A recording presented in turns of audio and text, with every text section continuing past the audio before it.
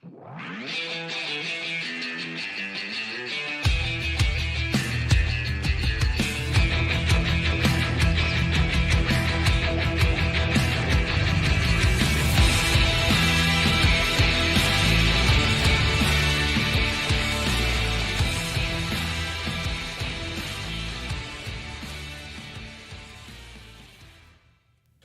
Harrison Price for Wednesday, July 16th, 2025, coming to you from the Nation Network studio, built by Arbor Lee, here at the historic Wall Center. And the show is a presentation of Bet365. Matt Sick Harrison alongside Blake Price, four-time Juno Award winner Mike Rogerson. Hidden Switch is conducting things. Big show planned for you as the Vancouver Canucks know their pathway. They have dropped the schedule for NHL season 25-26. We'll be here to break it all down. But, of course, there is one game at Rogers Arena that I think stands out more than most, Blake. And there are some signature games at Rogers Arena we're going to get to over the course of the show. Two big ones, one slightly bigger than the other, I would say. That's October 28th, everybody.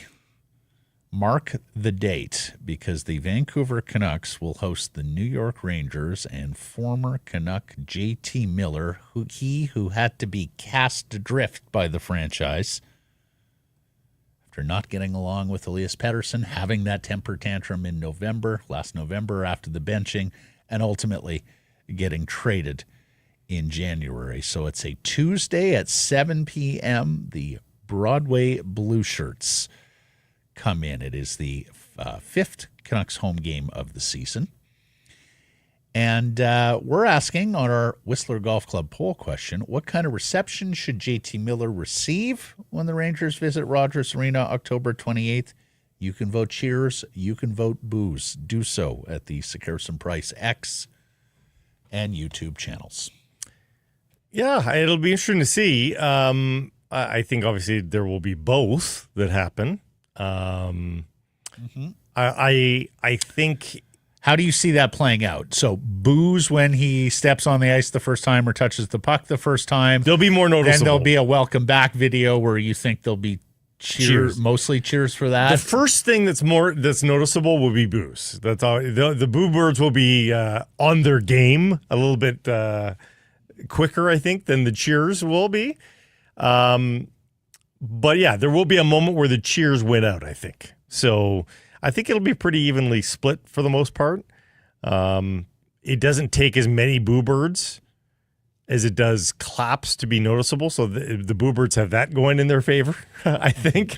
I think it will be a lot of boos. In fact, I think the booing will far outweigh the cheering, and here's why.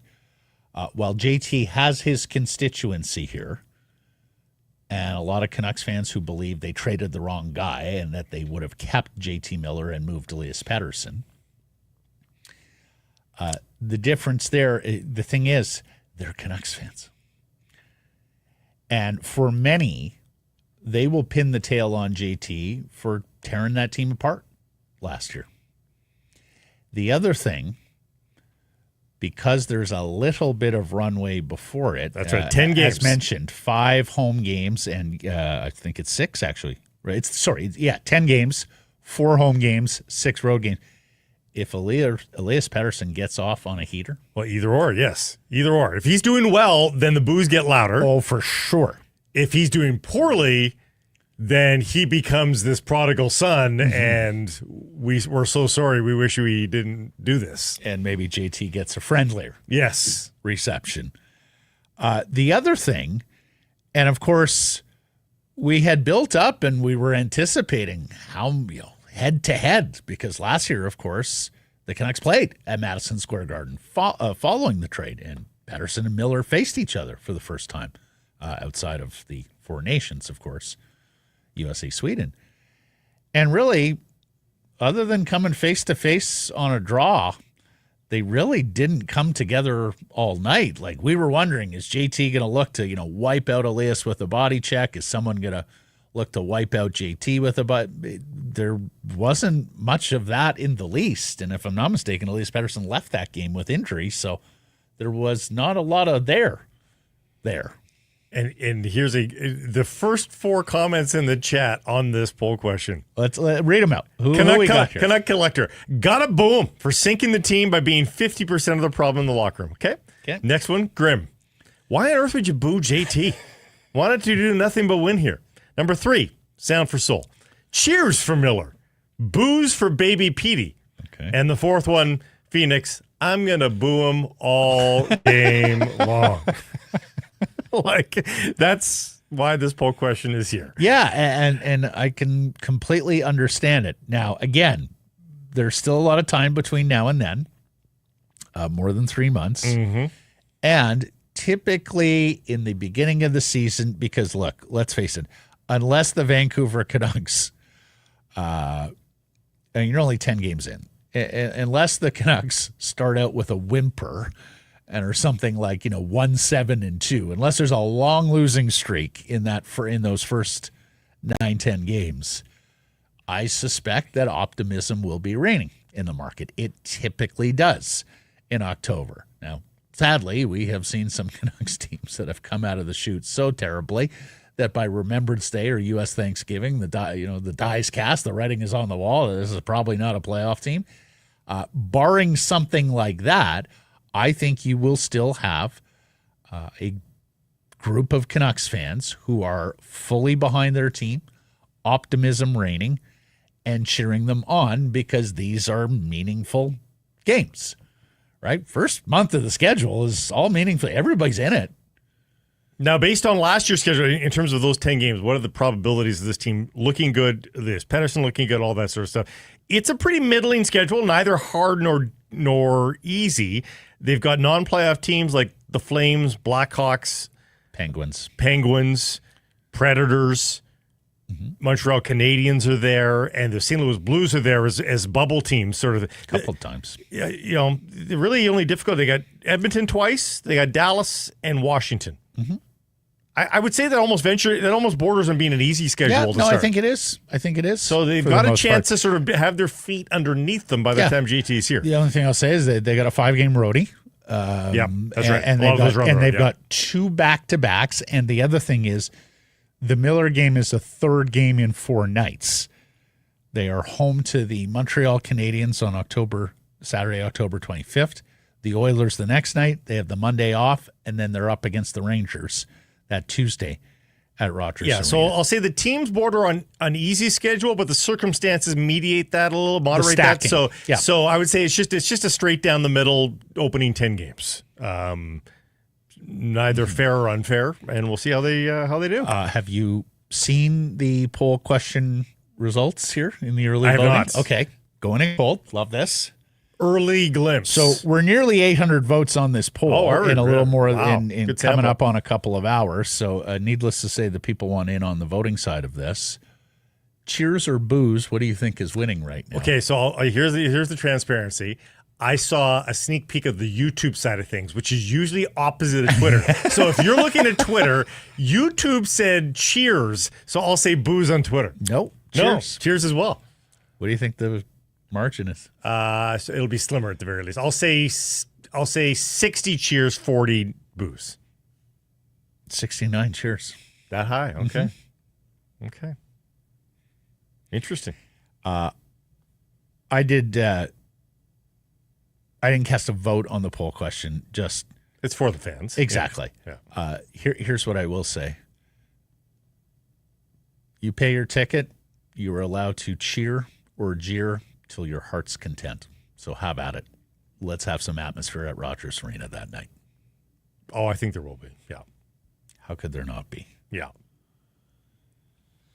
Daily poll question brought to you by the Whistler Golf Club. They are taking tee times right now for any time during the 2025 season. Prime time's filling up fast. If you have a group of 12 or more, tell them about your group, whistlergolf.com/groups. Our top story today brought to you by Yellow Dog Brewing, Neighborhood Brewing, Foolish Winery. Canucks schedule released. Now, you notice that some NHL teams have gone to, and I guess the Tennessee Titans might be the forerunner here with the way they've done their schedule release in the National Football League.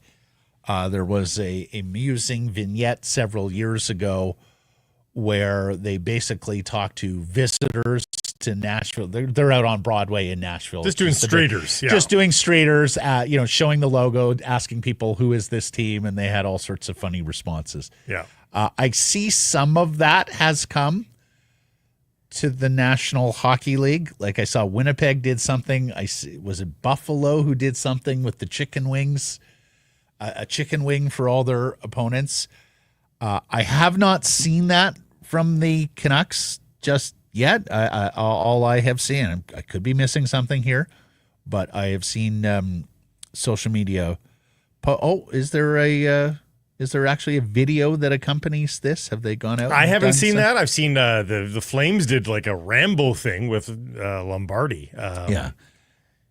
But no, I haven't maybe seen if nothing's coming here, or it could be missing something, like I said, maybe we can have that for next year, Vancouver Canucks, to have some fun, do a little bit more. Well, I never like copycat things, but at the same time, I'm seeing a post now.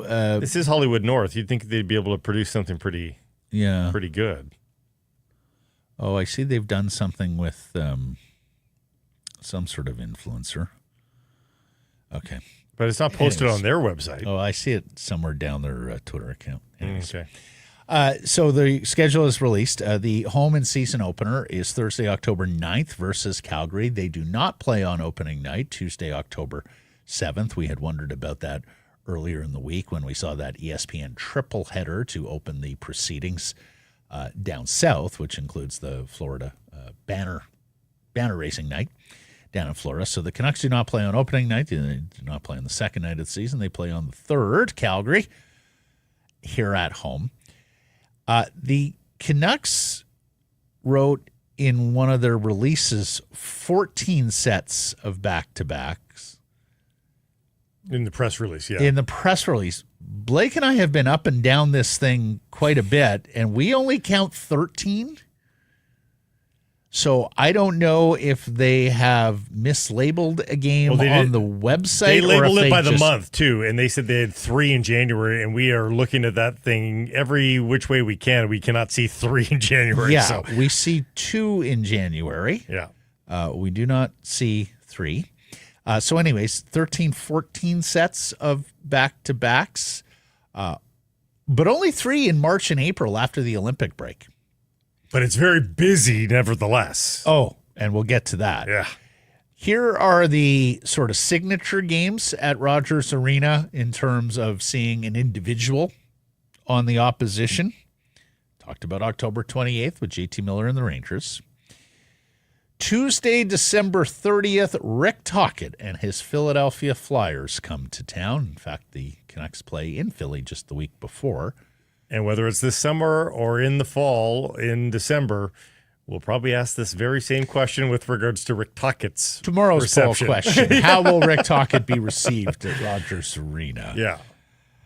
Nathan McKinnon is here just once this year. It is Sunday, November 9th. Connor McDavid is here twice this year, Sunday, October 26th, and Saturday, November 17th. So they're done with the Oilers at home in mid-November. Sidney Crosby and maybe Artur Silovs here on Sunday, January 25th. The defending, 2-time, reigning Stanley Cup champion Florida Panthers are here on St. Patrick's Day in March. Could be a piss-up. Mm-hmm. Alex Ovechkin, and perhaps for the last time. Perhaps for the last time. I would bet. Oh, yeah. Wednesday, January 21st. We'll be at Rogers Arena, so long as he's healthy. Our old friend Pius Suter, he's here early. Monday, October 13th. In fact, it's the second Canucks home game of the year. Mm-hmm. They play the Blues twice in the month of October. And then, flip side, Evander Kane, his return game to Edmonton, second game of the year, Saturday, October 11th, the Canucks in Edmonton. So home to Calgary, at Edmonton, home to St. Louis, and then we start the road trips. And we've become accustomed to a reasonably long road trip early in October for the Vancouver Canucks. As Blake noted when he first saw this schedule, they do like to get a lot of the Eastern games out of the way. Of course, you want to be playing Western Conference teams and specifically Pacific Division teams down the stretch. So that means you're typically loading up Eastern games in the early part. And just road games for the Canucks anyway. By January the 16th, the Canucks will still have only played 20 home games, 28 on the road. Revenge games. At Chicago on October 17th, you may remember Jason Dickinson and Philip Heatle, Blake, from last season. So that will be a revenge game for you. In fact, I've got 3 revenge games noted here. And again, I may be, perhaps there are more that you would like to add. At Boston on December 20th. Tanner Jeannot is no longer an LA King. Now he's a Boston Bruin. You'll remember the dirty hit on Brock Besser that caused a concussion last year. And because of the team change, I don't think anything happens there. Okay. Then at Minnesota, first game against the Wild on November 1st. You may remember Yakov Trenin punched a prone Derek Forbert when he was down on the ice last year. So you wonder about Fira, and all of those games are reasonably early, 17th of October, 1st of November, 20th of December. It's always an event when the Montreal Canadiens and Toronto Maple Leafs come to Rogers Arena. Habs are here very early, Saturday, October 25th. Leafs are here Saturday, January 31st. And actually, I haven't looked at the start time of the Leaf game. The Habs game is early, folks. The Habs game is a 4 p.m. start. So the early window there for the Hockey Night in Canada audience is the Leafs game. Yeah, also early. Yes, also a 4 p.m. start. One other notable date, the first ever look for home fans at the Utah Mammoth to see. Does anybody care? The Mammoth jerseys on the ice in Vancouver, December the 5th, their first. It's a Friday. Yeah. One of the best. You know I love my Friday games, Blake. There you go. There's not a We went to, the next day is Saturday versus the Wild. We went to a Saturday Wild game, I think, didn't we? We went to a Wild home game together last year. You and me? Yeah. We were Friday. Was it a Friday? Yeah. Yeah. Friday, January 2nd, home to Seattle. Friday, January 23rd, home to New Jersey. I just find there's a different atmosphere at Rogers Arena on a Friday. Yeah, I find it's a little more festive. Fewer pure season ticket holders. I think a lot of people buy into those games. Anyways, okay, road trips. And honestly, this is reasonably friendly from a Canucks point of view when you're just talking about road swings. Now, as we go forward, we'll break down the 3 and 4s and all that where it's perhaps not as friendly. But 2 5-gamers and a 6-gamer this year. That's it. First 5-gamer is that aforementioned October trip from the 16th to the 23rd. They're in Dallas, Chicago, Washington, Pittsburgh, and Nashville? Nashville, yes. The other thing, and this was the sleep doctor teaching us years ago, you don't love hopping around time zones. And so when you look at this one, Dallas, Chicago, Central Time, then over to Eastern Time, then come back to Central Time, at least that makes some degree of sense. You know, you're moving out further east and coming back. And how about Ovi and Sydney, right? In consecutive games. Yeah. In that trip. The second 5-game road trip is in December from the 14th to the 22nd. This one is quite concentrated, but it's because you're in the New York City metropolitan area where you're taking buses. You're not taking flights. So you're in Jersey on the 14th. You're at the Garden, the world's most famous arena, on the 16th. 2-day break before you face the Islanders. I'd say that's a very lenient New York trip. Very lenient New York You get days trip. off, including multiple days off between the games. That's now, crazy. You do have a back-to-back there. Your Friday night on the Friday night to face the New York Islanders, and then the Saturday in Boston. But that's a very easy, and then you're the Monday in Philly. No, that is a very good, northeastern trip. Even to the point, Blake, where it begins with a matinee, and then you got a day off, and then you got an evening game. So you have even a little additional rest right off the top of the trip before 2 days off. And really, there are not a ton of, because this is a concentrated schedule with the Olympic break, although really with Four Nations we're almost always living in it. Concentrated schedule, is the norm now. So those are the 5-game trips. Then there's the longest trip of the year, a 6-gamer, January 6th to the 15th. You're in Buffalo, Detroit, Toronto, Montreal, and Ottawa back-to-back, and then in Columbus on your way home. And look, Buffalo to Detroit with a day between, nothing. Detroit to Toronto with a day in between, nothing. Ottawa, Montreal is a 2-hour road trip, like don't even get on the bus plane. Trip, Yep. Train trip, if you want it to be. And then to Columbus, that's reasonably manageable too. No, that's not terrible. Like there wasn't a single of the longer road trips that jumped out to me like, ooh, that game's going to be tough. That game's going to be tough. I haven't seen it yet, Matt, but really last year too, I saw last year's stats.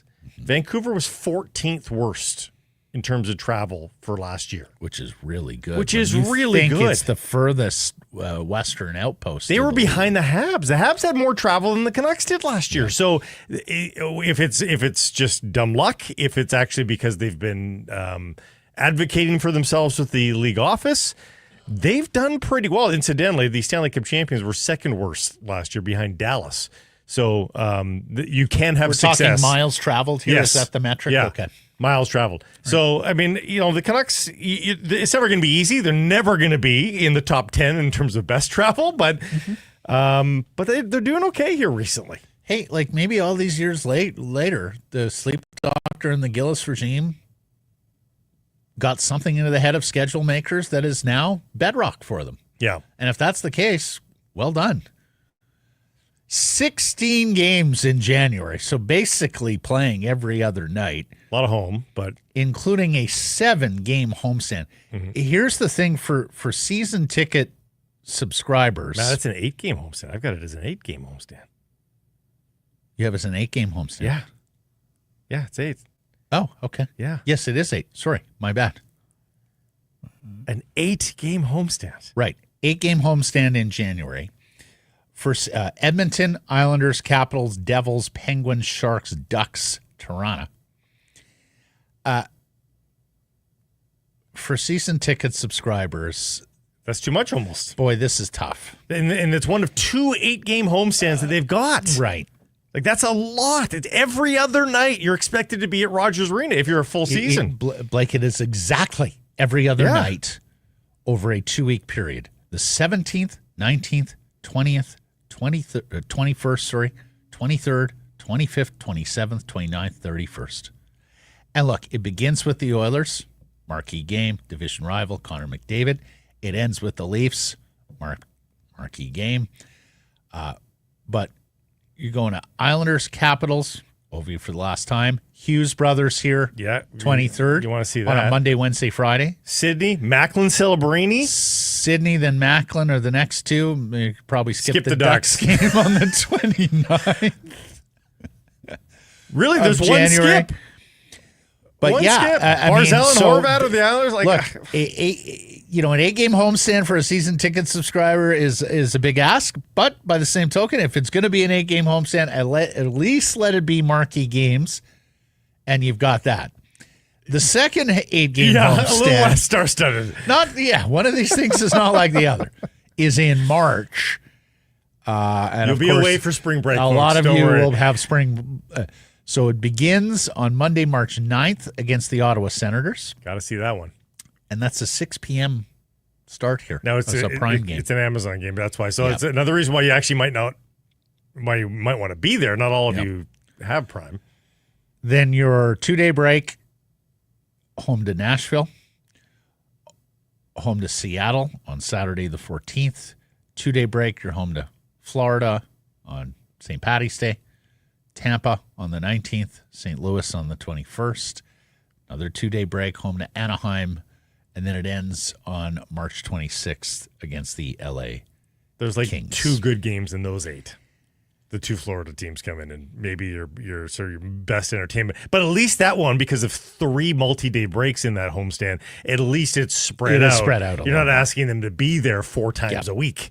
Yes. Yeah. Lastly, if it is nip and tuck down the stretch, very close. Super interesting. For the Vancouver Canucks with regards to getting back to the Stanley Cup playoffs. Yeah. Boy, they're going to have to do some work on the road. 4 of the last 5 games and 6 of the final 9 are away from Rogers Arena. We'll do those 4 and 5 first. You are at the LA Kings on Thursday, April 9th. You are at San Jose on the 11th. You are at Anaheim on the 12th. That's a back-to-back. You're home to the Kings on Tuesday, April 14th, and then you conclude your season at Edmonton on Thursday, April 16th. One would think that Edmonton is safely in the playoffs at that point. April, as mentioned, begins with road games as well. You were at Colorado, then at Minnesota on a back-to-back on the 1st and 2nd of the month before a mini homestand against Utah and Vegas. The other thing to consider here in terms of, again, if they're nip and tuck, not only in the division, 10 of their last 13 games are against the Pacific Division. 10 of their last 13 are in the Pacific, and their last 14 games in all are against Western Conference teams. Their last Eastern Conference game, that Tampa and Florida games in the middle of the spring break homestand, March 19th. That's their last Eastern game. Mm-hmm. And the rest are against teams that, for the most part, and they're the middling teams. There's one Vegas game there. There's a lot of middling. There's a Colorado game there as well. The rest and Edmonton. So those 14 games, 3 are against the elite teams in the West. The other 11 are against the middle class that you'd be thinking the Canucks are competing directly with for a playoff spot. So it could get very interesting. The playoffs might begin on March 21st for all intents and purposes. Yeah. We'll see how it goes. There are a couple of days where all 32 teams are in action on the same day, October 11th, which is the opening Saturday. Just a standard busy night there, but then there's a different one later on. Tuesday, October 28th, you have all 32 teams in action. But that one's staggered as well. So you can that's the day you book off. If you want to watch the hockey family all day. You just constantly flipping around for 12 hours. Mm-hmm. So that day starts for us at 3 p.m. with the Battle of Pennsylvania. On the 28th? Yes. Yeah. That's a 3 p.m. That's the earliest game. So it's a 6 p.m. Yeah. Really? They did it again, Blake. So 6, 6:30, 6:45, 7, 7:50. I would have stretched it a bit more. more. They didn't try an afternoon game. Yeah. I would have bumped it back. We saw this last year too, and we went, there's some cities that are big enough, and particularly if you do it on a Friday. I know they don't schedule a ton on a Friday, but there are some cities that are big enough that they could probably do an earlier start time, and you can still get your crowd, but 6 whatever. Like the Cubs Day Baseball. Yeah. Right. You're building it up. You're trying to. Right, What do they call that day? They call it it's a frozen frenzy. Frozen frenzy. Yeah. Mm-hmm. Day baseball. Hey, beer and baseball, beer and hockey. It's hand in hand. And maybe with the schedule here, maybe I'll talk to you about the field trip, West Coast Pale Ale. Do any of these games necessitate a field trip for you? Just something to think about. Yellow Dog Brewing has released Field Trip West Coast IPA in collaboration with Bale Breaker Brewing. It's a cross-border collab built on hops, friendship, and the spirit of adventure. Like any great field trip, it's about exploration in delivering bright citrus, resinous pine, and a clean finish on a bold palate. Go check out the Field Trip West Coast Pale Ale. Elliot Friedman saying, concurring or echoing Thomas Drance, they're not done tinkering. They're using Dakota Joshua and Teddy Bluger as bait. I mean, I still have concerns. And look, it's not like Teddy Bluger is not replaceable. But your penalty kill was outstanding last year, and Teddy Bluger was one of 2 forwards to average more than 2 minutes shorthanded per night. The other was Pius Suter. He gone. Then your next one was Kiefer Sherwood. Your one after that, Danton Heinen, he gone. Go a couple down, JT Miller, he gone. So the penalty killing utility amongst forwards, like we've talked about it, I think Elias Pettersson's going to have to kill penalties this year.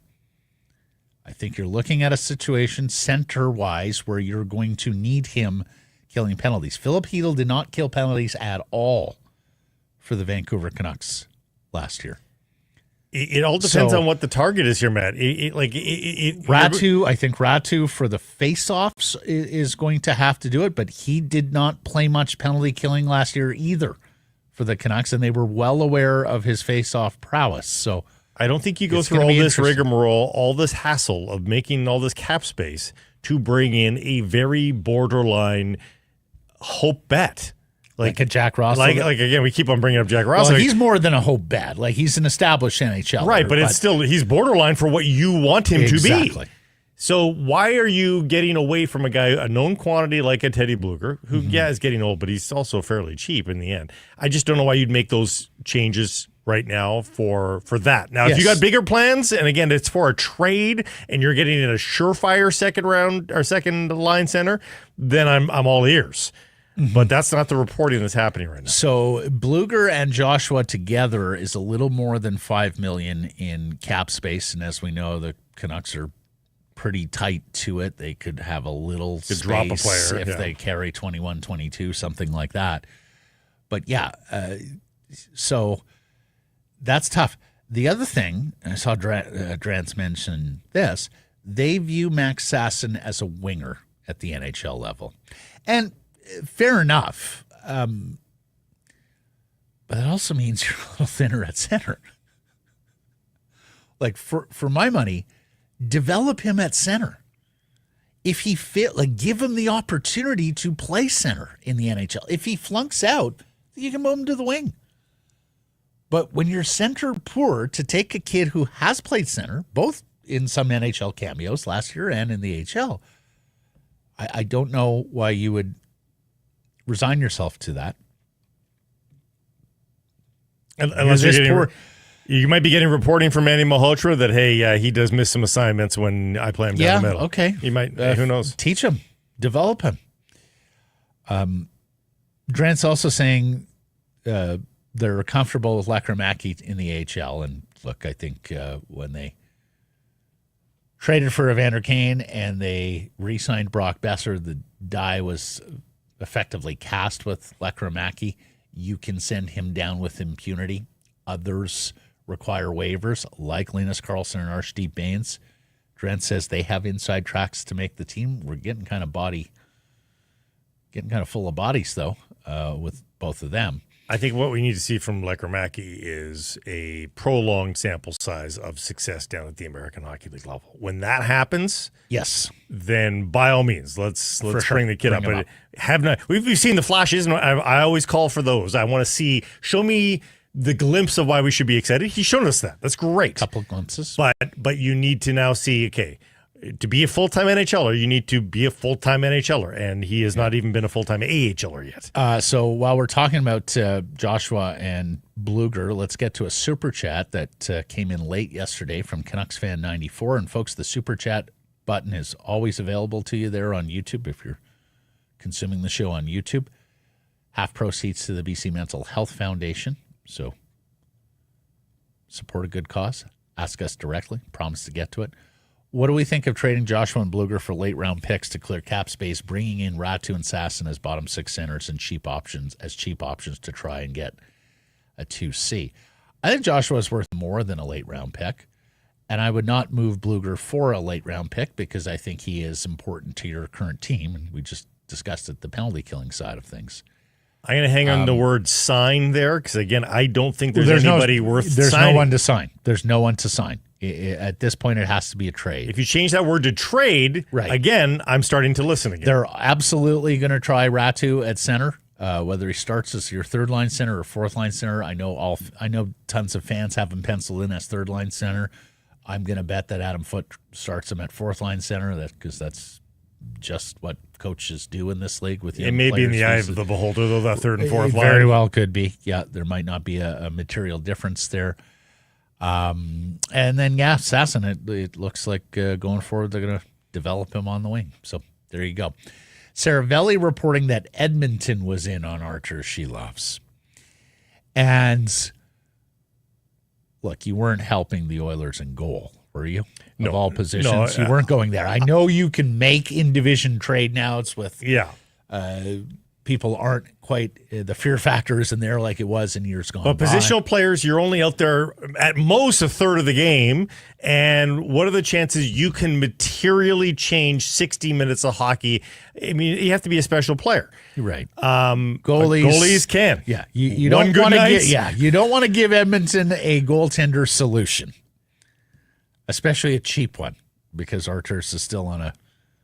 And you can envision a year not too far from away from this one, maybe the next year, not this coming season, but the year after that, where the Canucks and Oilers are a lot closer to each other in the standings, and you face and they're actually talking about changing the schedule makeup where you're going to face division teams even more going forward in the 84 game schedule. And if that's the case, then Matt, he could have 3 to 4 chances to really frustrate you, and you just don't want to do that. So. Why bother? No, I concur.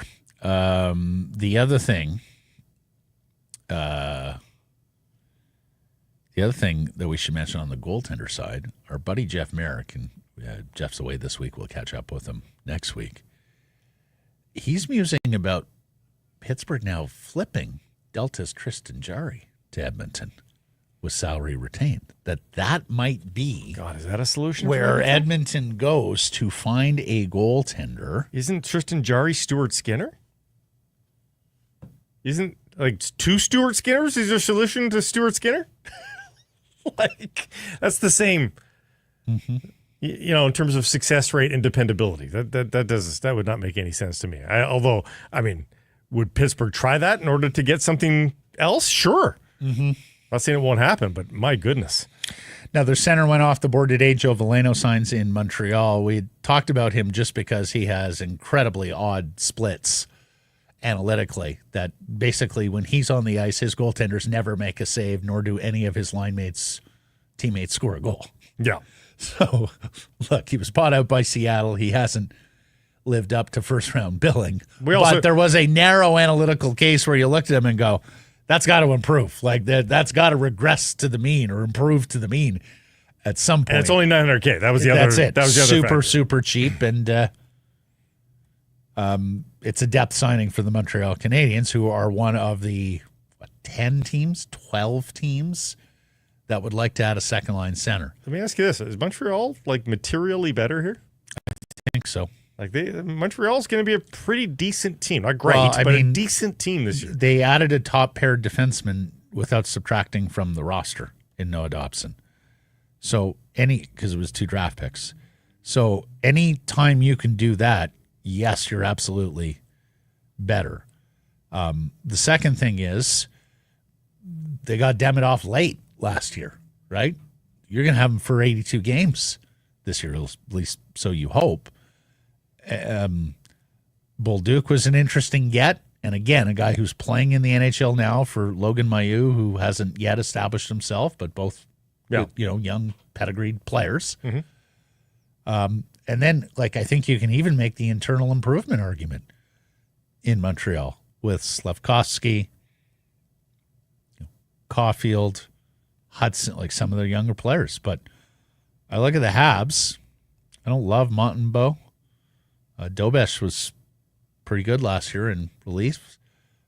Gooley, Dobson, Hudson, Struble, Matheson, Carrier. It's decent defense. I see a lot of people putting Montembeault on the long list for Team Canada. Well, because he was on Team Canada at the Four Nations. Yeah. It says more about Canadian goaltending It might. than it says about Samuel Montembeault. Tyler Myers of Kelowna and the Vancouver Canucks on the Cam and Strick podcast. He, and as we know, Myers was viewed as sort of an extension of the coaching staff. And Tyler Myers has also been very much, and he said this at his end-of-year media availability, sort of tamping down Miller versus Pettersson. And he acknowledges in this podcast he got quite close with JT Miller. Yes, JT Miller had some very good friends on the team, and Tyler Myers, Philip Hronek were among them. He said, with regards to the feud, Miller and Pettersson, it got pretty crazy publicly, way, way more than what it was. I'm not going to sit here and say there wasn't tension. And then he goes on to say, I've been with teammates who were great friends who got into a full-on fist fight. Look, I think you're going to see a lot of that from Canucks players. I think what Jim Rutherford did last year is very unusual for an NHL executive, where he basically laid it bare and said these guys could no longer collaborate. And also, I think you've got players in that room who, have a voice and have a presence and have some leadership, like Tyler Myers, who are now interested in, okay, let's show we can lead here. Let's show we can run a functional room. And that even if we have guys who don't get along, we're all pulling on the rope in the same direction together. I think that Quinn Hughes got off pretty scot-free last year in terms of the Miller-Pettersson feud and where was his leadership. In previous years, when the Canucks were going sideways, particularly that one year everyone was cheating for offense and they were a defensive nightmare, a lot of people put a lot of blame on Bo Horvat. Where's the leadership? We've heard this since Horvat's moved on to the Isles. Where was Horvat? Where was the leadership? He was a better leader in name. You guys in the media talked about him as a great leader, but in actuality, he wasn't.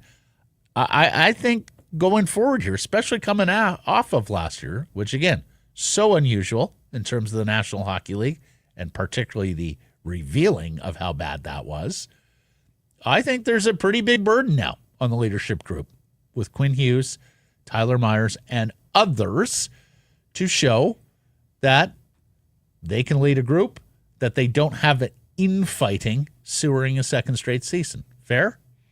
Yep. Yeah, I do. I think that there's going to be some reordering of the leadership in that room, and I think it's reasonable to be hopeful that there is a phoenix that rises out of the ashes here. That's in addition to Quinn Hughes, that we already know is a beautiful phoenix, regardless of the ashes or not. But I will say this about Myers' comments. I think, because he's not the only player that has downplayed it still at this late stage of the game. Revisionist? No. I honestly don't think that they know a lot of the story. The fact that management, both Rutherford and Alvin, have been so strong on how bad that it was, I think there were things that happened behind dressing room doors that management only knows about.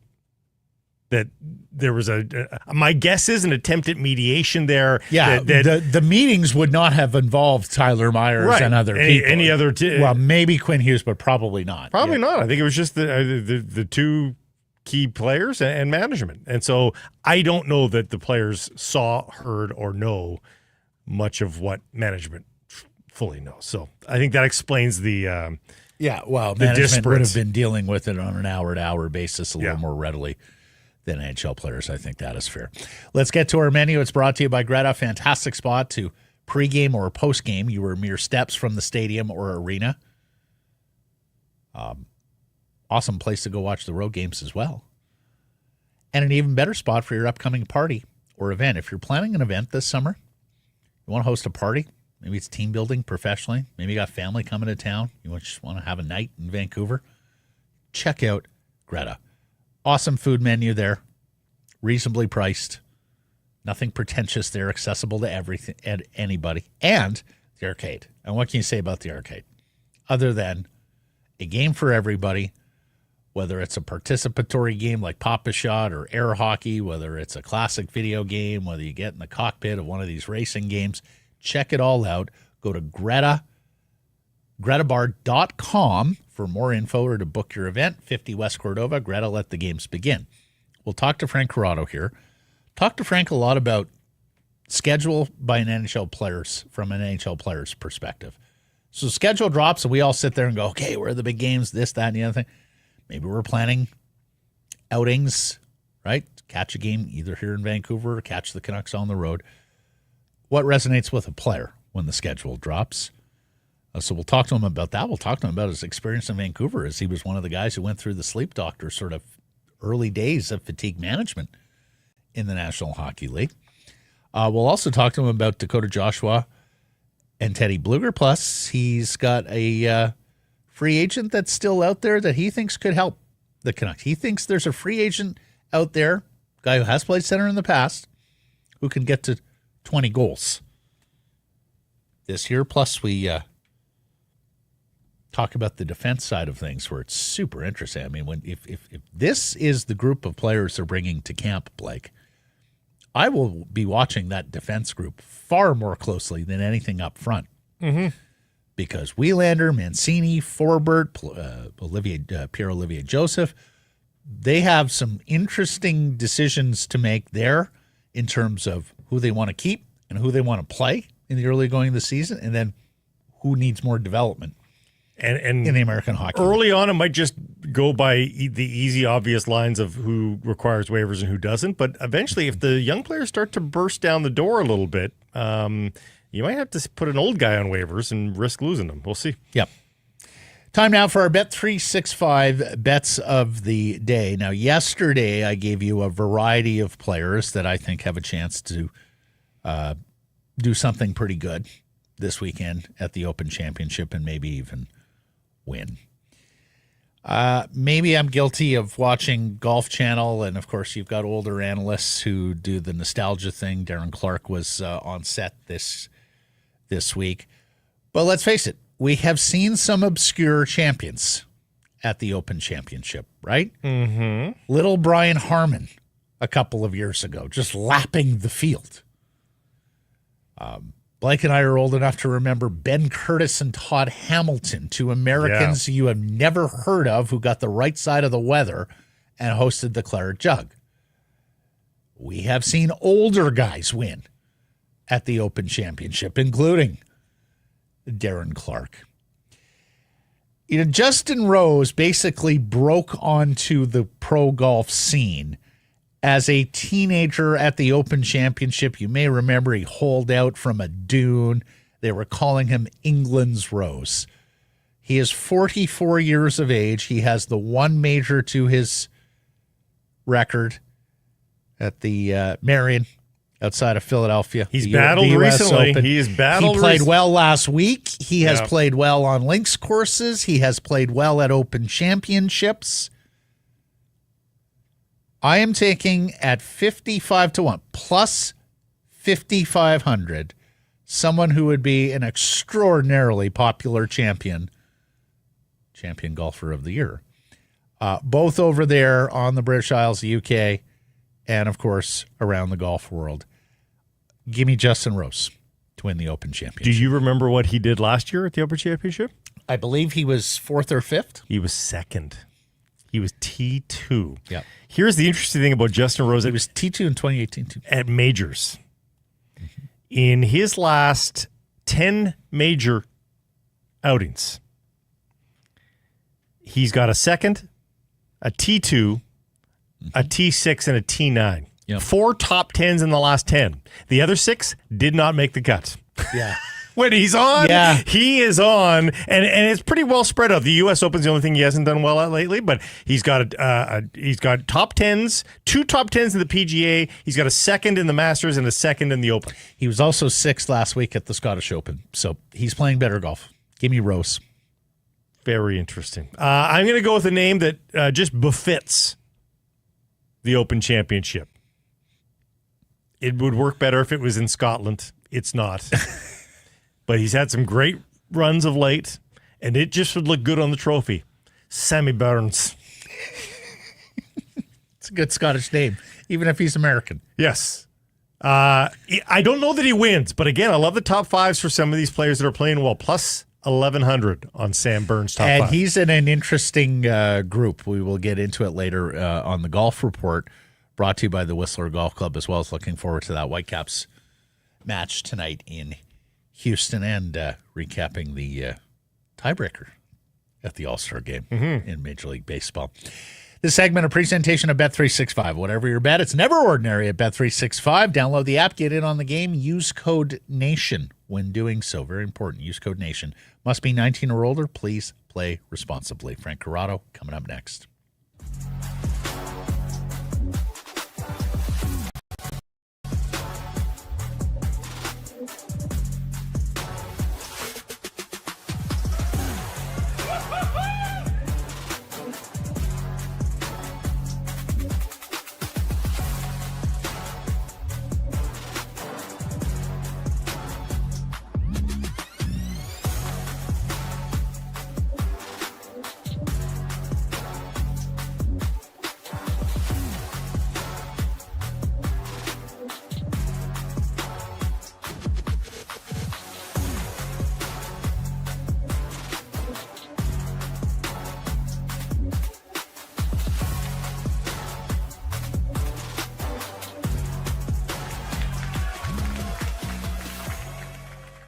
Sick Harrison Price from the historic Wall Center. Frank Corrado is a former Vancouver Canuck and TSN hockey analyst, and he typically joins us Wednesdays. How are you?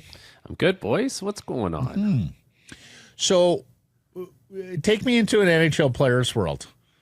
You're at the lake, Kelowna, or where is it they go again in Ontario? Muskoka. The Muskokas, yes. Right. You're at the lake, and then mid-July, the schedule drops. How engaged are you in the schedule? Are guys waiting for this to be able to plan out their seasons? And you tell me.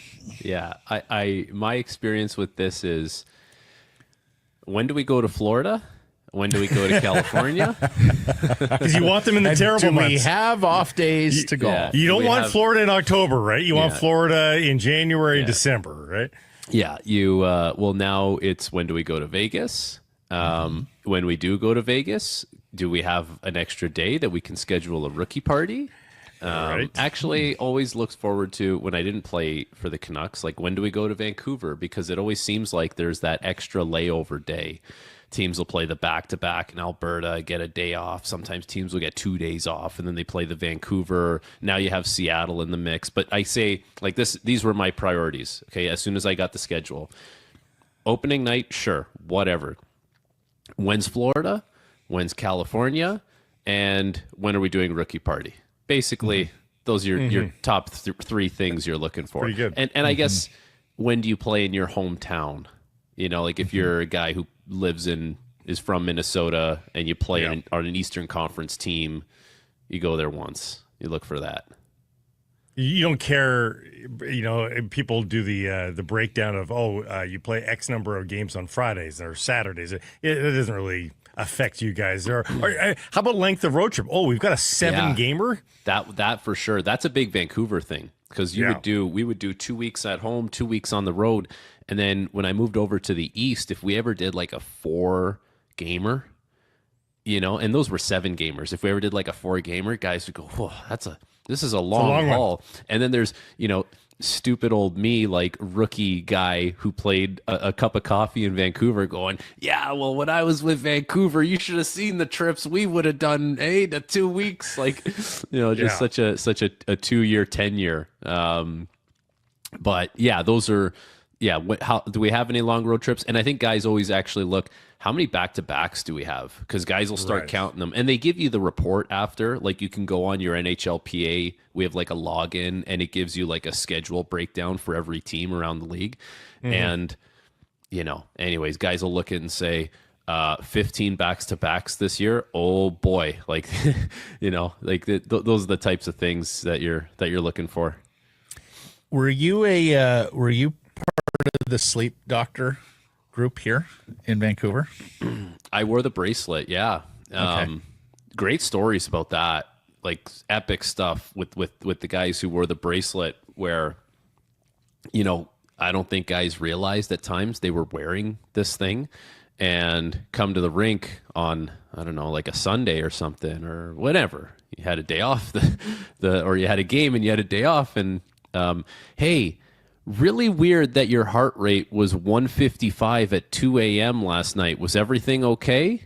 Yeah, no, I wasn't at the Roxy or anything like that. Like, you know what I mean? Like guys had forgotten to take it off, and I guess we're having big nights and hitting the dance floor and Love it. hitting the orange zone at 2 a.m. The last dance at the Roxy. You really got elevated at 2:55. Yes. Did it teach you anything, Frank? Did you change anything about your routines or schedules after getting all the sleep doctor data?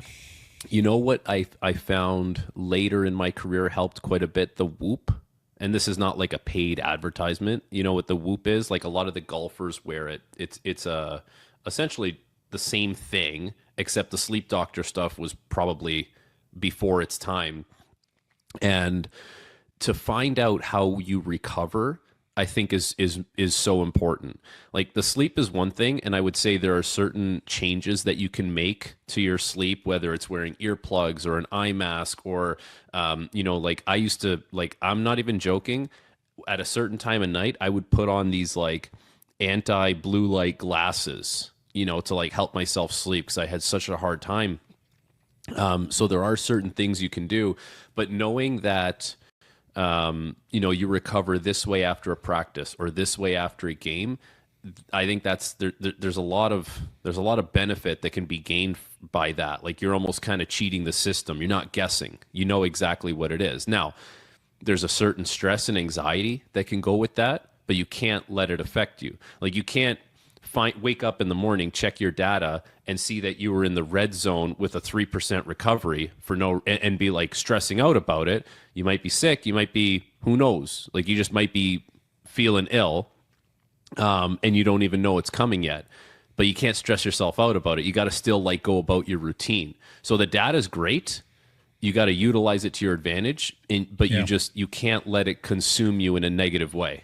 When you moved on to Toronto and Pittsburgh, were they doing like sleep and fatigue and recovery programs? Toronto, we were doing a lot of stuff with what we had on the ice. So and every team wears these things now. It's like a bra that has like a remote control type thing in the back, and it tells you everything. Like it can kind of sense that your right side is working harder than your left side. So chances are there's something that's up the chain that's causing this, and we might be on the lookout for an injury that's potentially about to happen there. Like these are the types of things that you can sniff out with this data. So Toronto had that, and in Pittsburgh they had that as well. And this is probably just a byproduct of the time. Like maybe from when I made the switch from Vancouver to Toronto, they had it already. Maybe Vancouver's got it now. But when I got to Pittsburgh, they had the same thing.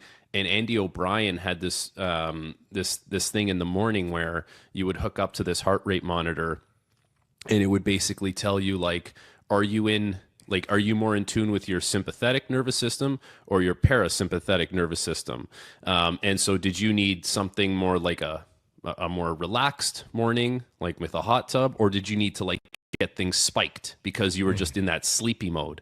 And so that was a great way to kind of gauge where you're at. And this goes to show, like, back to my earlier point, how did you recover from the night before?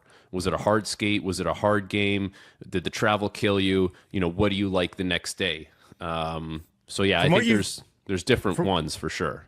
From what you've heard from your own experience and even others maybe that have reported to you, does it ever get beyond the department? Like, would you ever have a GM go up to a player and say, "You're not sleeping enough"? We've got the data, and does it ever escape the department or to the point where they get concerned about that sort of stuff? Well, I gotta say, like, you would kind of hope that someone is taking a look at this stuff, or else why are we doing it, right? Like, yeah. Like, okay, you want it for yourself, for sure. But you also, like, there needs to be, you're making an investment in all this technology, and you're using that investment in your players. And so, there should be some kind of accountability that goes with it, as long as guys are giving it an honest shot. Like, at the end of the day, the genetics and what you're, what you're going to be predisposed to, sometimes there's only so much you can do. But there are, like, the thing is, now that we know more, we can do more to help guys. And that's a good thing. Like, there's way less guessing involved now than there was, 15 years ago. I had pointed out the Florida Panthers had the second most travel last season, and they won the Stanley Cup. People love to say the Eastern Conference has it so much better. And certainly, for the most part, the top 15, top 16 travel teams are Western teams, for the most part. But is it more depressing that the Florida Panthers still had rigorous travel, second most in the NHL, and were still able to win the Cup? Given that it was their third straight trip there as well, so they're playing like 100 games a year minimum. Yeah. And they're traveling the most. The Canucks were 14th last season.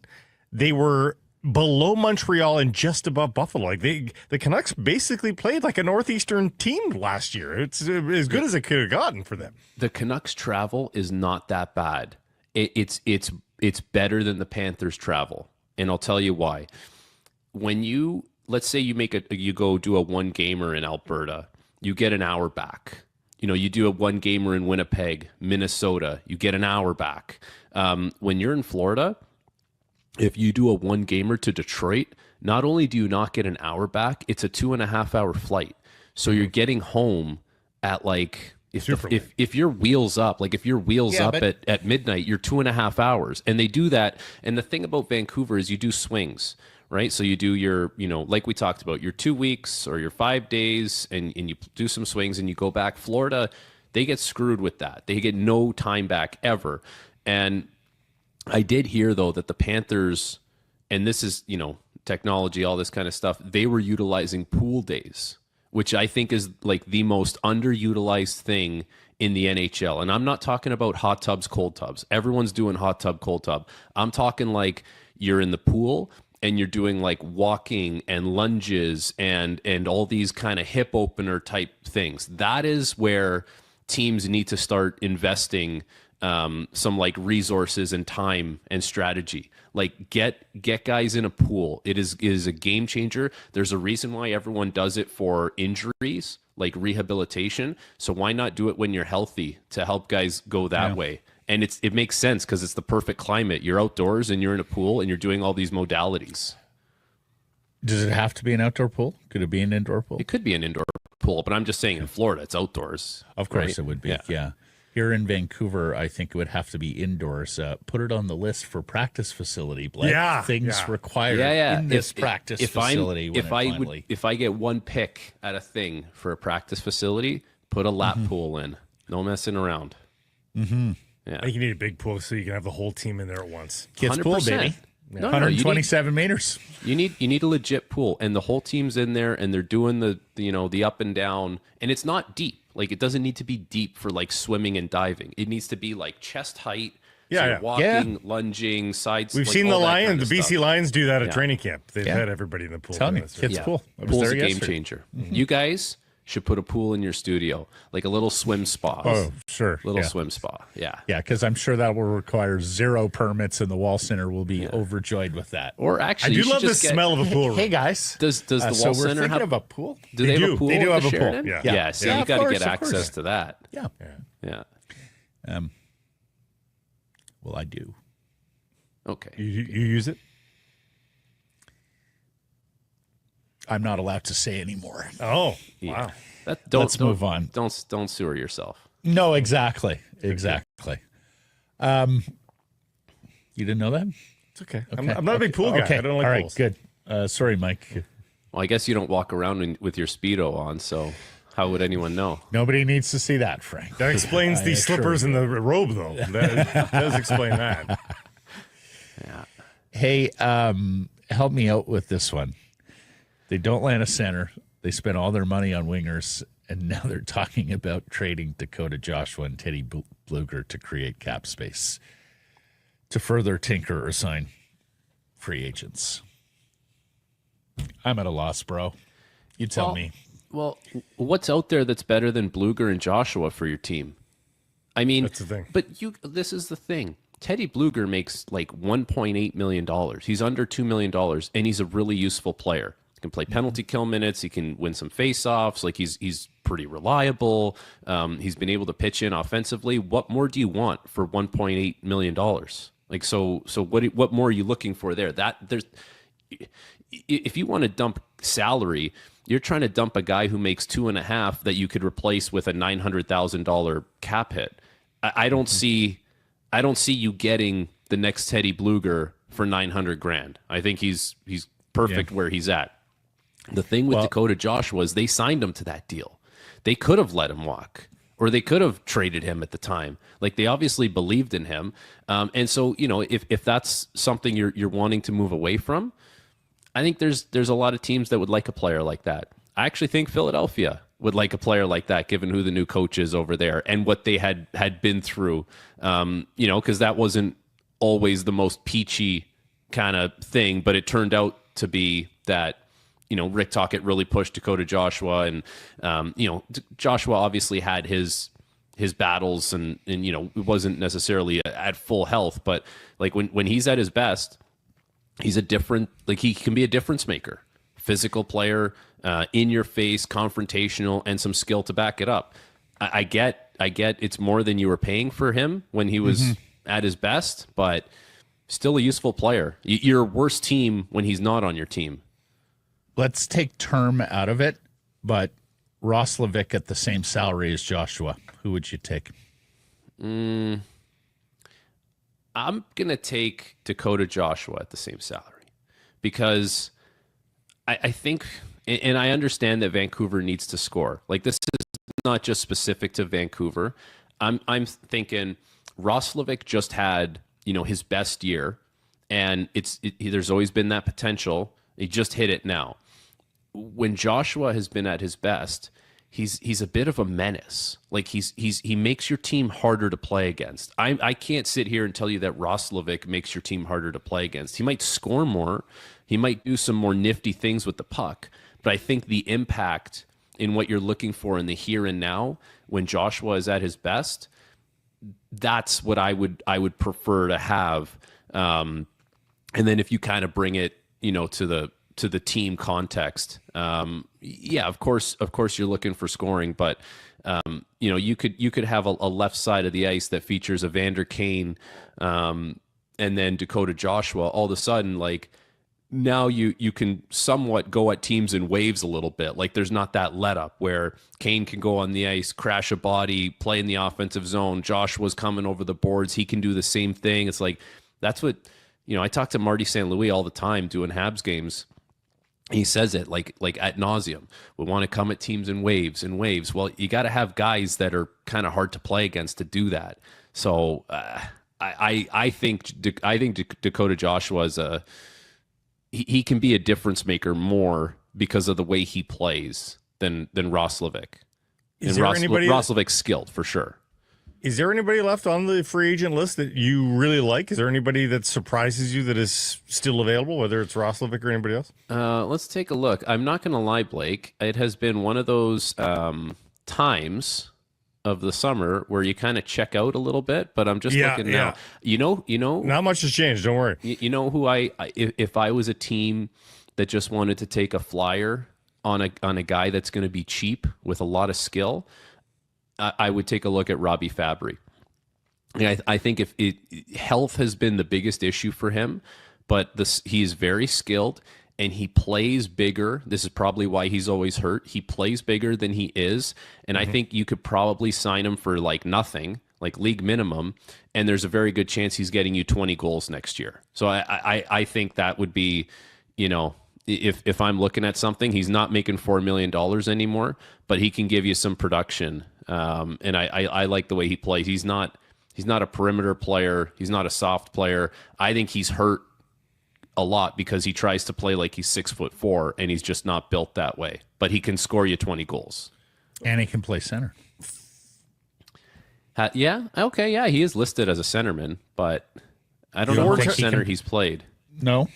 He's never scored 20, but 4 times he's been on a 20-goal pace. Yeah. So he's had that in him. When he arrived on the scene in St. Louis, he was like pretty good. He was on track to be like a bigger time player for sure. And the salary obviously would show you that someone believed in him along the way, but injuries, of course, have kind of hampered him a little bit. Our first chance to talk to you since the Silovs trade.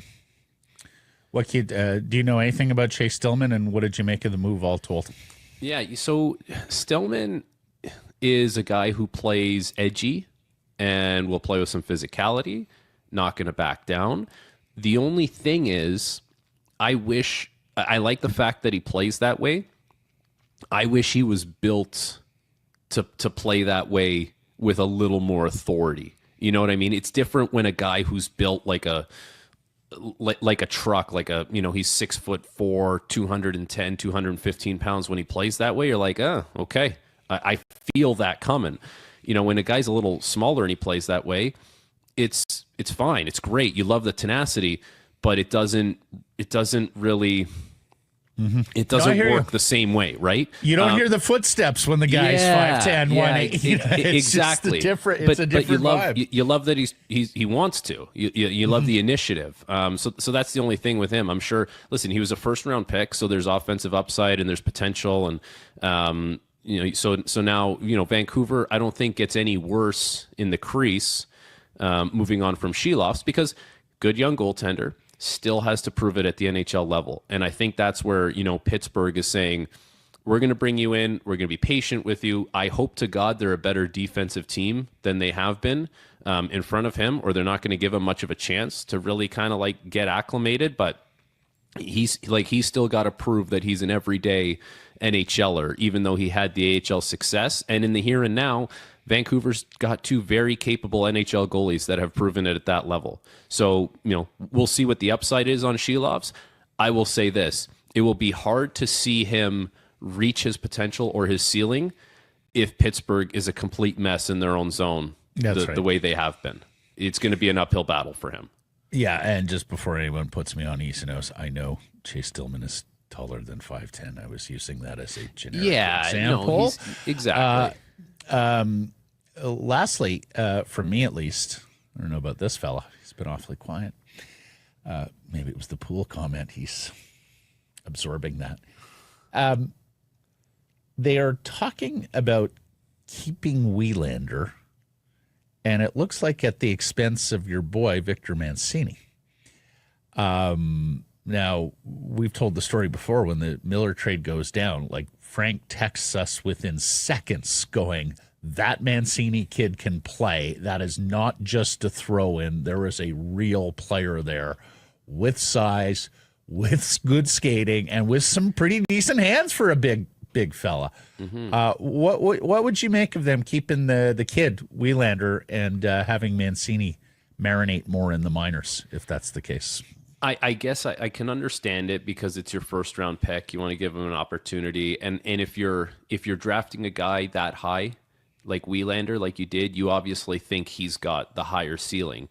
Now, I think it is only a matter of time until Mancini is playing like regularly. It might just be one of those things where, well, you have to get through waivers, and so we're forced to keep you now. Right? Like, which sometimes happens to guys. Like, it's the natural flow of things, but he was great in the AHL playoffs. He obviously, he asserted himself well. He's at that age now where it's like 23, 24, where I think you start to take another jump, like physically, right? Like when you're in your early 20s, 20, 21, 22, you still have that like teenager type rawness to you. And I think he had that, but he's probably going to grow out of that now as time goes on. But I think with anything like that, it's like, it's not permanent and it's somewhat temporary until there's a little bit of real estate available on that blue line. You want defensive depth, obviously, but they do have like a couple of journeyman guys there in Forbort and Joseph that are older guys that are great when you need them, but you do have to have a place to store them, and you've got all these young guys trying to get in. It's going to be interesting to see all these balls being juggled on the back end of the blue line because, you like all the bodies, but again, the salary cap and the limit of number of bodies you can have in the NHL is going to make it interesting to see who they prioritize, given that only a couple of them are waiver eligible. Okay, so like if we talk it out, it's going to be Hughes, Hronek, Pettersson, Myers, and then it's basically up for grabs for anyone from there, right? Like if it's some combination of, Forbert, Wielander, and then your seventh guy is going to be, why would you keep Elias Pettersson? Yeah, like why would you keep Pettersson as your seventh guy so he doesn't play? And now with things being in Abbotsford, it's so easy to just shuttle guys back and forth. So P.O. Joseph can just be your seventh guy and do the old, however many, like you guys see it every year. It's like a 40-game guy. Wielander and Mancini need to play. Yeah. Joseph is the guy that you can put in the press box for game upon game upon game, and you're not too concerned about it. But Mancini and Wielander have to play. And if that's on the third pair in the NHL, fantastic. But if it's not on the third pair in the NHL, I don't want either of those guys spending a lot of time in press boxes. I don't know why you wouldn't start with Wielander and Mancini down on the farm. No, start there. You could. Exactly. You could, you know what, opening night, you want to have them on your roster just to, have them there. Enough. That's fine, right? But when we start getting into week 1, 2, 3, and it's like these are the 6 guys, it's right there. It's an hour away. You just you shuttle them as you need them, and playing. And this is why playing is so important for those guys at that age. You need to hammer down what is your identity as a player. And you can't lose that, especially in your early 20s. So the more those guys play at the AHL level, the more when they go up to the NHL, they're going to say, I am this. I do this. There's no getting up there saying, hey, am I an offensive guy, a defensive guy? No. You know exactly what you are because you've been doing it, and now you just do it in front of 18,000 instead of 8,000. That's the only difference. That was a really good no. Very Wally. Maybe it's an Italian thing. Yeah, you know what that is? Wally Buono used to give us the no. Like when he didn't like the way a question was going, he would just say no until you shut up, and then he would talk. That's chasing my kids near the baby gate. And I go, no. Lastly, have you talked to your boy Phil DiGiuseppe since he signed in Winnipeg? No, I haven't talked to him. Okay, all right. You want me to reach out? Yeah, send him a note. You sent him the best from this market because he was awesome with me. He was awesome with fans here, Frank.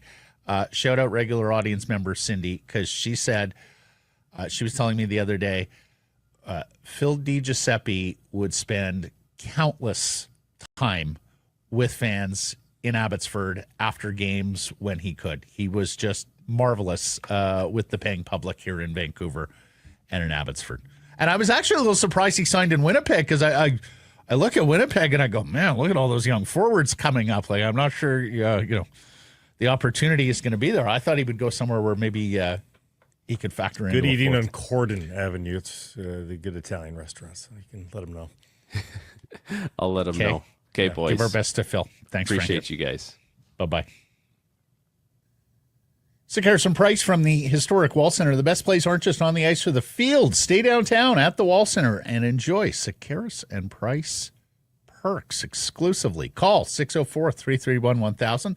Tell them we sent you. Some blackout dates apply based on availabilities. We get into the golf report. Brought to you by the Arnold Palmer Designed Whistler Golf Club, the 153rd Open Championship from Royal Portrush in Northern Ireland, where Shane Lowry won his first and only major 6 years ago, firing a new course record 63 in the third round. Now, this requires a little bit of context because there's a couple courses there at Portrush. They'll be playing the Dunluce course, and it has been refashioned a little bit, resequenced, if you will. And needless to say, the tees this week will be different than what they were playing in 2005 at the North of Ireland Championship. But that is where the old course record was shot by a 16-year-old Rory McIlroy. 9 under on the back nine for a 61 at age 16 was Rory in that regional tournament 19 years ago. They are both, of course, Open champions and the best of mates. However, they were not grouped with each other. Rory's going to play with Justin Thomas and Tommy Fleetwood in the opening 2 rounds. Shane Lowry with Scotty Scheffler, world number 1, and Colin Morikawa, another Open champion there. The defending champion, Xander Schauffele, plays with the U.S. Open champion, J.J. Spawn and John Rahm, in the group preceding Lowry and Scheffler. Rory, of course, is going for the home win. Scotty going for his first Open and the third jewel in the career Grand Slam. 4 Canadians in the field. Corey Connors playing with Wyndham Clark and Tom Hogue in the group right after Lowry and Scheffler. So 3 really good trios there in a row. Incidentally, you heard Wyndham Clark is banned from Oakmont after he destroyed that locker following the U.S. Open. Oh, really? There are remedial steps that he can make, but they didn't appreciate him destroying that. Who would? I'm sorry. You just can't do that. I don't care how bad you were. It's not your locker. It's not even your course. Speaking of courses, people should get used to Royal Portrush. It is now part of the core Rota courses. Indeed. There's 6. RNA is talking about staying away from smaller courses where they can't make dough. They want to stay at big places where they can make a lot of money. That includes St. Andrews, Royal Liverpool, Troon, Portrush, Birkdale, and Royal St. George's. They will Those are the ones they're staying away from? No, staying in. That's what they're staying in, of course, is St. Andrews included in that group. They are likely going to make sure that they keep Muirfield and Portmarnock in the Rota as well. But there's a lot of questions around Turnberry going forward and Carnoustie. And then there is a large consensus that Royal Lytham and St. Anne's are probably out of the Rota going forward. Lytham and St. Anne's is hosting in a couple of years somewhere here along the road before Could be the end of the song decade. Yeah. Now, I had heard Turnberry was an issue for them because of accessibility. I've also heard that Turnberry is an issue for them because it's now Trump Turnberry, and they're worried about somebody making that tournament about himself and not about... There wouldn't be any recent examples of that, would there be? Well, PGA Tour's going back to Doral. No, I'm going saying back to his self. The Club World Championship where he took a medal. Well, he pocketed a medal. And he like stood in the pocketing Robert Kraft's ring. It would be a crying shame if they do not play Open Championships at Carnoustie going forward. You like that one? Well, the northernmost course... They say about Carnoustie, when the wind blows, it is the hardest golf course in the world. And when the wind doesn't blow, it is the hardest golf course in the world. And, of course, it is the scene, famously, of Jean Van de Velde's meltdown on the 72nd hole where he puts the ball into the... Like, you've got to play Carnoustie going forward. I'm sorry. I can deal with... I can... I don't need all the Royal Liverpools, Birkdales, Muirfields. I need Carnoustie as part of my road. Well, maybe what did I say? There was 5 to 7 sure bets. Maybe you have 8 slots, and you just dabble in a Carnoustie every once in a while. Well, they kind of dabble in Carnoustie now anyways. Anyhow, yes, yeah. In fact, they dabble in a lot of these. But better they dabble than not do it at all. No, for sure, for sure. You want to see the best players on the toughest courses. Like, look what that 72nd tee did to Jean Van de Velde and his brain, right? With all that, with that big lead, pulling the driver, and then in the burn with the shoes and socks off. And this is a pretty Remember the putt he made just to make the play? Like, he makes an outstanding putt for, what was it, a 7 or an 8 just to get in the playoff after hitting the grandstand and bouncing back. It was incredible. But so many of these are on the coast, obviously, and the aerials of Portrush right now are just gorgeous. They're spectacular. I mean, I can't wait to watch. Abbotsford's Nick Taylor plays in the 6th to last group with Tony Finau and Harris English. So, hey, that's really good for golf fans. Here he tees off at 7:20 tomorrow morning, our time. So you can watch Nick Taylor play, because a lot of these rounds, of course, are going off through the night. Mackenzie Hughes with Patrick Cantlay and Cameron Young. Taylor Pendrith, the 4th group out with Jason Day. So if you're interested, that's an 11 p.m. tee-off for us tonight. You can watch Taylor Pendrith. Other notable groups, Robert McIntyre going to play with Bryson DeChambeau and Justin Rose. How about this group for hitters? Sam Burns with Aldrich Potgieter and Brooks Koepka. Potgieter, the 20-year-old South African who's built like a truck, leads the PGA Tour in driving, and he's playing with Koepka, like bombs away following that group. And then Jordan Spieth with Ludwig Oberg and Victor Hovland. I would say surprising because he's American, but when you think of it, Jordan Spieth doesn't really play the American power game. Blake, he ranks behind Henrik Stenson as the player who improves the most on links courses over the last little while. So maybe Jordan can pull another rabbit out of his hat and get into his contention. demise is very perplexing. Although there's been a lot of guys. Well, but he doesn't hit the ball far, Blake. Like that's the Still, thing. Like if he's not pulling off the magic shots and putting like we saw We've the seen early some short Jordan. hitters winning lately, though. No, but Jordan's got to be like his putting has to be exceptional because he gives away off the tee. And we didn't really see this in 2019 because Shane Lowry had such a big lead that he really wasn't stressed down the finishing 3 holes. But I really hope we see a close, bunched-up field atop the little leaderboard here because the final 3-hole stretch here at Portrush looks outstanding. The 16th hole is a par 3 that's called Calamity Corner. It's a 236-yard par 3, so it's a big one. The green sits up, exposed to all the wind, and if you miss the green, you're looking at potentially a chip out of thick rough 40 to 50 feet up to the green, Blake. Think of that. Like several times over your height, you're chipping up to a green. So that one could bring some calamity, as the name suggests. The 17th they anticipate to play as one of the easier holes. It's a drivable par 4, believe it or not. It's called Purgatory, 409 yards, but it's downhill. And when it plays downwind, it is reachable for PGA Tour players. Think of that, 409 yards off the tee. Tomorrow, it's supposed to be into the wind and raining. And so players will do well to get it 300 yards to the top of this hill that dives down towards the green, but it's the type of hole that if it's playing a certain way on Sunday where, an eagle could be a possibility there, 2-shot swing. And then number 18 is a par 4. And look, it was basically a coronation hole. Shane Lowry was into the celebration, and so were all the Irish fans 6 years ago.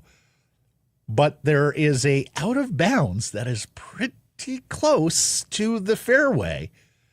And so you've got the possibility, Blake, of somebody having to go back to the tee or hit a provisional on the 72nd hole if they drive it a little too far left. I'm looking forward to it. It's my favorite golf tournament. I just absolutely love everything about it. If you do need a primer, it's always good every year to watch Robin Williams' reimagining of the invention of golf, because you need to get into that frame of mind as you watch this course architecture. Why did they do this? Why did they do this? Listen to Robin Williams. How many holes, Blake? How many holes are we playing in this game? We'll do this, 3 times? No. 18. Anyways, an amazing sporting event the world over, the Open Championship. And an amazing golf course right here in our midst. Arnold Palmer Design. He's an Open champion, was beloved by the great golf fans in the UK. He designed us the Whistler Golf Club, and they're taking bookings for any time during the 2025 season. The prime times, of course, filling up fast. So get on up there, get to the website, get your tee time locked in. Whether you're golfing or just visiting Whistler, we know there's a lot of visitors to Whistler. Check out Palmer's Gallery Bar and Grill. It overlooks the 18th green, home of Whistler's best burger, some fantastic local beer there as well.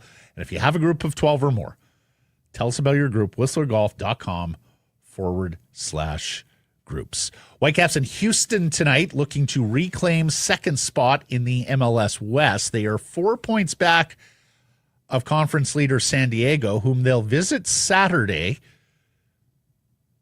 And FC San Diego is quite a story here. And they're 2 back of Minnesota, 2 points back of Minnesota, and they carry, of course, a game in hand against both San Diego and Minnesota. San Diego hosts TFC tonight. Sounds like guaranteed win night, right? You call a lot of their games. Yeah. Minnesota has a tougher one in LAFC, so a Whitecaps win and a Minnesota loss or draw would put the Caps into second place. Good news for the Caps Saturday, though, is they won't face Milan Olaski. Yeah. The San Diego striker who scored 4 goals against them in the previous meeting 3 weeks ago. The Against fastest BC 10 goals plays. to start one's MLS career, beating the likes of Lionel Messi. His loan was terminated. He's going back to his Danish side just in the nick of time, too, for the Caps. Apparently, there's some politics here in that. He's an American guy. Like, I thought he was European. He's American. I believe he's from the San Diego area, in fact. Oh, my God. And I think what has happened here, this is just my reading of it, is he's done so well. And he thought he had sort of San Diego wrapped around his finger a little bit. Like, surely now I'm going to make the big bucks. And San Diego didn't make a big pitch for him to continue the loan. Oh, man. And so he sort of overplayed his hand. And they're like, yeah, you're good, but you're not that good. And now he's forced to retreat a little bit. But there is a theory that he'll end up somewhere else in MLS. But yeah, the Caps won't have to deal with him. Yeah. Still a big list of missing for the Caps tonight. Of course, there's the long-term injured guys like Ryan Gauld, Sam Adekugbe, and others. Tristan Blackman listed as questionable with a hamstring. Yeah. I imagine that's Utvik at center back if Blackman can't go. I don't think he's going to go because he was not training very hard this week, so I would be surprised if he goes. Andres Kubas questionable with an ankle. Any insight there? It was looking good, but again, I don't know that he was training hard enough that I'm going to believe that he draws in. I think the weekend is a pretty realistic thing for Kubas. Okay. This one, I don't know. Who would play? You think? Well, it's a Priso, I guess. Yeah. Depth being tested. Tom Bogart, the MLS insider, reporting now Pumas has reached a verbal agreement with Pedro Vite. He says not totally done, but it's heading that way. Vite won't play tonight either. He's not on the trip. And Jesper Sorensen said earlier in the week that Ali Ahmed is getting close coming off that ankle injury. He will not play tonight. Sounds better than they expected on Ali Ahmed. So that's good. Yeah. I mean, it was a 4 to 6 week timetable there, and this would be closer to 4 weeks. Remember Jaden Nielsen back from his red card suspension, so they have him back in the fold at the very least. Kicking the ball is stupid, as Coach Sorensen called it twice. Yeah. The Major League Baseball All Star game goes to a home run derby tiebreaker, a swing off. After the ninth, like the deflation almost when they tied I actually turned it on in the ninth inning. And I watched them tie the game in the ninth, and I'm like, does anybody want this? The hitter and the runner were like, Quan runs it out. Like, like he clearly wanted to get to first base, but there was almost this, crap, now we have to keep going. Kyle Schwarber wins it for the National League, and boy, it's a pretty swing from Schwarber from the left side. He is just digs it out. Textbook there from the left side, big power. Now, I love the format of that tiebreaker, but as everyone on social media was saying, oh my God, what a missed opportunity. Ohtani versus Judge. Instead, for the American League, it was Brent Rooker of the Athletics, and if you can pick him out of a police lineup, you're the one. Jonathan Aranda of the Tampa Bay Rays, a childhood friend of Alejandro Kirk of the Blue Jays, but once again, if you can pick him out of a police lineup. And Seattle Mariner Randy Arozarena versus Pete Alonso, Kyle Schwarber, Kyle Stowers of Miami, who is a surprise also a Baltimore prospect that they just think was going to fail out, and they moved him to Miami. He's having a hell of a year. Going forward, how about go down to one-on-one with the biggest star on either team batting? Like, does Ohtani versus Judge last night, 1v1 in a swing-off, not bring everybody to the yard? Like, if you read that on social media, you are finding the next television, right? Well, like PKs. Like, you choose your best. Streaming. Choose your best. Yeah. Yeah. I hope Manfred and the folks in, of course, there's a long history with tie All-Star games in Major League Baseball, right? Bud Selig. Does home field still matter? No. C's back at it Friday at the Nat and a Fortis Nooner against Spokane. Saturday is a 7 p.m. start with post-game fireworks, plus it's Malmo Oat Milkers night. Sorry, what now? Malmo Oat Milkers night. Sorry, what now? Text Tyler Zickel, C's play-by-play man. Okay. But there's uniforms, and I remember Malmo Oat Milkers night last year. And then a White Spot Family Fun Sunday with a wasabi headband giveaway. Very nice of the chef to bring other headbands for his friends. Tickets 604-872-5232 or CanadiansBaseball.com. And we've been telling you about this new show on the Nation Network, the Sixth Inning Stretch, hosted by Lindsay Dunn and three-time MLB All Star Whit Merrifield, former Toronto Blue Jay. It brings you inside stories, unfiltered baseball talk, exclusive player interviews. They break it all down, expert insight, behind-the-scenes access, few laughs, nothing is off limits. New episodes drop every Wednesday, so be sure to like, follow, and subscribe. The Sixth Inning Stretch, wherever you get your podcasts, full episodes on the Blue Jays Nation YouTube channel. Every team in minor league baseball gets Elmo Oat Milkers as part of a sponsorship deal. Yes. This is the Canadians' turn. Got it. My family drinks a lot of Oatly, so I should know this. Oh, you should. Yeah. Absolutely. Poll question results from the Whistler Golf Club poll question Tuesday. Do you agree with the Canucks, with what the Canucks have done in goal, extending Demko Lankinen, trading Silovs, and the people said? People said yes. Percentage? 80. Yep, right on the number. Callie Canuck, they kind of had to. Silovs is awesome, and I hope he gets a run in Pittsburgh, but the season is important, and the combo they kept is the only one that ensures that we're not one injury away from a potential season-tanking implosion in net. Yep, that's fair.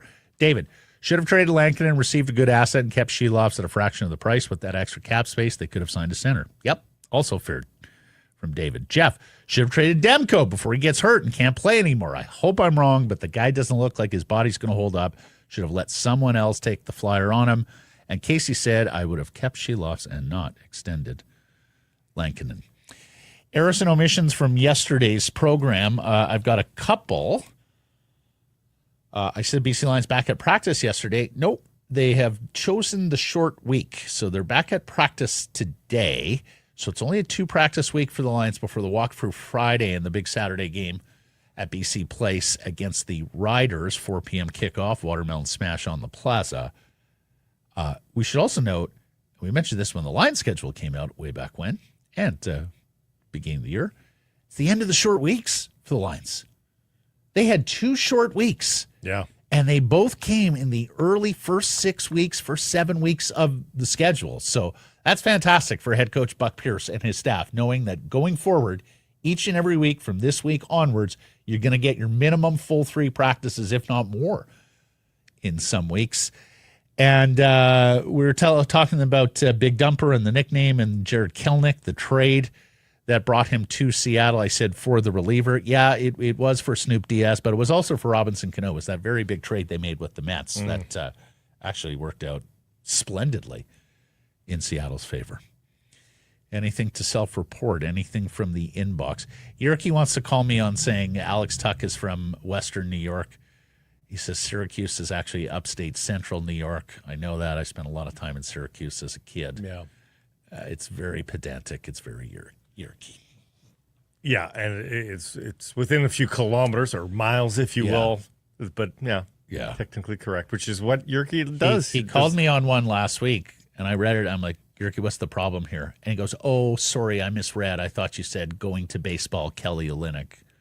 And I went, that's right, Yerky. Maybe there's a sign there, huh? Stand down. Too fine tooth a comb? Oh, the finest. Thanks for joining us, everybody. Appreciate you spending some time and connecting with the program. Please do subscribe to all our assorted channels, YouTube, and wherever you get your podcast. Follow them on social, X, Insta, Facebook, TikTok, YouTube, Blue Sky.